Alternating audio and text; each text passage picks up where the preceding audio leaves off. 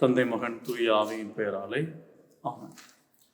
கிறிஸ்து இயேசுவில் பிரியமான சகோதரர்களே, நம் ஆண்டவர் இயேசு கிறிஸ்து தூய லூக்கா நற்செய்தி வழியாக நமக்கு அழைப்புவிக்கின்ற செய்தி ஊதாரி மைந்தன் வழியாக நமக்கு மாபெரும் ஒரு மனமாற்றத்துக்குரிய ஒரு செய்தியை கொடுத்துள்ளார். ஊதாரி மைந்தன் உவமை எல்லோருக்கும் தெரிந்த உவமை.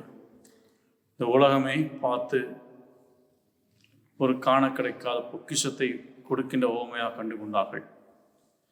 இந்த உவமையில் இருக்கின்ற ஒவ்வொரு கருத்துக்களை சிந்திக்கும் போது கிறிஸ்துவனுடைய மாபெரும் இறையாட்சியினுடைய விழுமியங்களை நாம் பார்க்க முடியும்.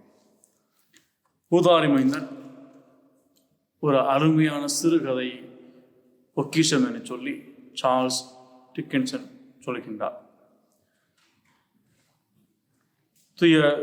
திருச்சிலுவை நாதர், அதாவது ஜான் ஆஃப் த கிராஸ்,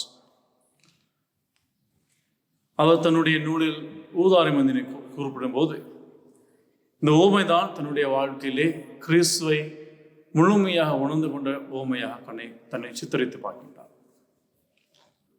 ஒரு மனிதன் தன்னை கிறிஸ்தவராக அடையாளம் கொண்டு கொள்வதற்குரிய ஒரு ஆழமான ஒரு தத்துவத்தை ஊதாரி மைந்தன் ஓமையானது நமக்கு சொல்லிக் கொடுக்கின்றது. ஊதாரி மைந்தனுடைய ஓமையில் 3 கதாநாயகர்கள், அதாவது கதாபாத்திரங்கள் இருக்கிறார்கள். தந்தை, 2 மகன்கள்.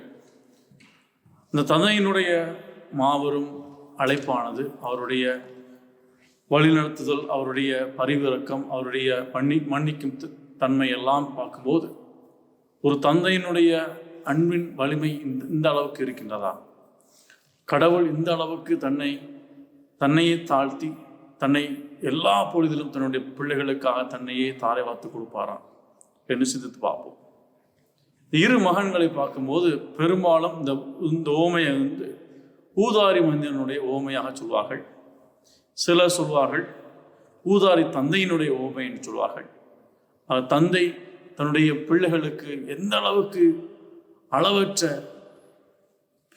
எல்லையற்ற அன்பினை கொடுக்க முடியுமோ அந்த அளவுக்கு கொடுத்தார். எந்த அளவுக்கு எல்லையற்ற ஒரு சுதந்திரத்தோடு வாழ்ந்த இளைய மகனை போல அது ஒரு எதிர்கோணத்திலே பார்க்கப்படுகிறது. இந்த நேர்கோணத்தில் பார்த்தோமெனில் தந்தையினுடைய அன்பானது அபரிதமாக அளவற்ற முறையிலே கொடுக்கப்பட்டது. 2 மகன்களுமே தங்களை பற்றி சிந்தித்தார்கள், சுயநலத்தில் வாழ்ந்தார்கள். அதைத்தான் இன்றைய காலத்தில் நாம் சிந்திக்கப் போகின்றோம். இன்றைய உலகமானது தன்னை முன்னிறுத்தி வாழ்கின்ற உலகமாக இருக்கிறது.